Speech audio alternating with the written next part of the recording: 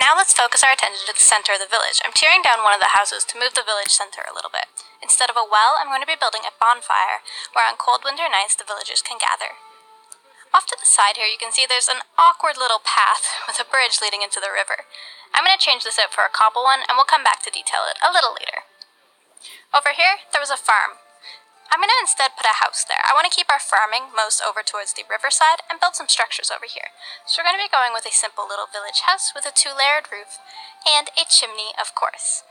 Now, for this village, I tried not to adjust the natural terraforming too much, but I do adjust it a little bit here just to make it a little less rough so I can add a little beet farm off to the side of this house for some detail.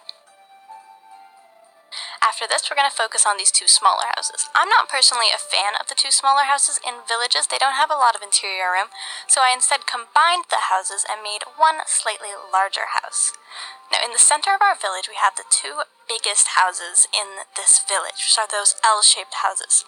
So I wanted to make sure at least one of them stayed to that larger size, so I made a very large L-shaped medieval house.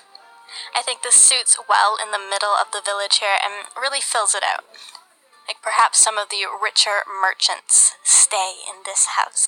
Now that we've got some of these structures in place, this village is really starting to come together. I'm going to go through and adjust some of the paths and add some of these torch street lights just to help out adding some detail. I'm also going to adjust the diagonal path going up here to our bridge. Once this is done, we can focus our attention on the river, and this is the side where I wanted to focus the most of our farms. So we're going to be building a little farmhouse right on the side of this river.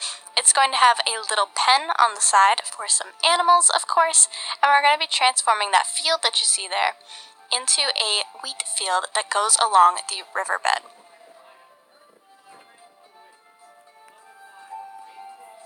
Once this is finished, it's time to focus our attention to the river, where I add some rocks along the shore to stop erosion, and then work on the bridge details as well as a guard tower guarding the entrance to that river. I think that's a very nice addition, and it makes this place look very medieval and castle-like.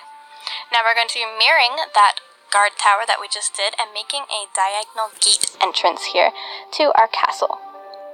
So I did a little bridge where the guards could walk over and see who was wanting to enter. Of course, because our castle's on the other side of the river, we're going to need to connect a bridge. So I went with the same design as before, but this one is on a diagonal, just adding a little bit more interest to this town. I'm working on our pathway going up into the mountain. And because this castle's on a mountain, it allowed me to make it a lot more pretty as opposed to defensive. An important part of building any larger structure is going to be doing the wireframing. Doing this allowed me to see what it was going to look like from below where our village is. I thought of this castle as more of a background, so from the village you're going to be looking up at it, and the village is in the foreground, so it's going to be a lot more detailed than our castle. For the castle, I wanted to focus on surrounding it with walls, but also making it very, very pretty. So down here we have sort of a shorter wall connecting to the gates, and then we start on the main hall of the castle. I'm doing the roof of the castle very similarly to that of the houses so that it all ties together. Then I'm doing a fancy tower connecting it. I even did some red accents because, of course, that is the color of this village. I love doing the taller peaked roofs on this. It really looks fantastic during sunset.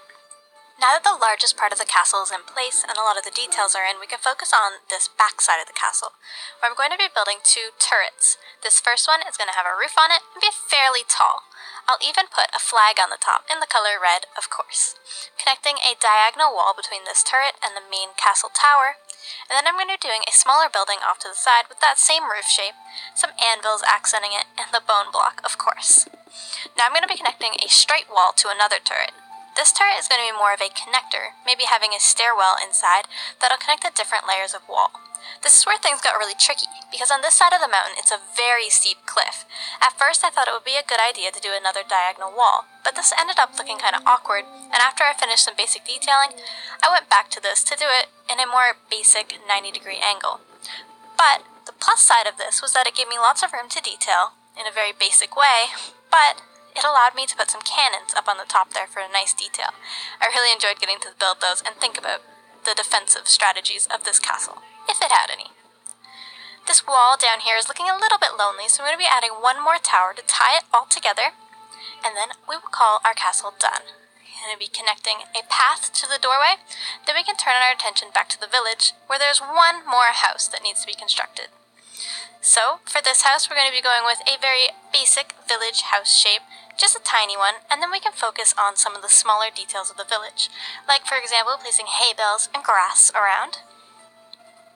We'll also want to place a cart up here to deal with some of the wheat, bringing it back and forth. We ended up placing a couple carts in this village. We're also going to be going with a wheelbarrow. Isn't it annoying how signs break path blocks? Oh well. And, of course, there's one more farm over here to transform. We're going to be doing some potatoes. Villagers are so ungrateful sometimes. They really like to get in the way while you're building, and they don't like moving very much. But I think they were grateful in the end for their new village. Alright, this town is really coming together. Now on the other side here, it's looking a little bit empty. This is where I went ahead and added 2 more structures that really helped fill it in. So this village did not spawn with a blacksmith, but I decided to make my own just to help fill in this area, give it a little bit more atmosphere.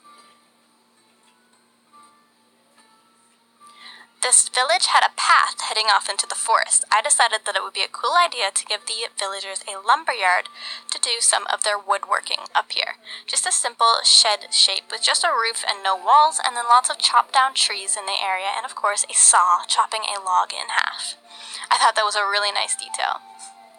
Now we need to work on a watchtower guarding the dock here. It matches all of the other towers, of course, so we can bring that theme throughout the entire village. And of course, it has the flag. Now, you remember at the beginning how many trees were in this area? There were so many. This place was absolutely buried in trees. Well, it's time to add some of our own trees. So for these trees, I'm going to be marking them out with gold, eventually replacing them into the full oak logs, adding a couple of mushrooms to kind of look like some pine cones, and then pasting them all around, rotating as I go. I really think that this brings the village to life and really finishes it off. As a final touch, we're going to add a little fishing boat leaving our dock area, and then it is finished.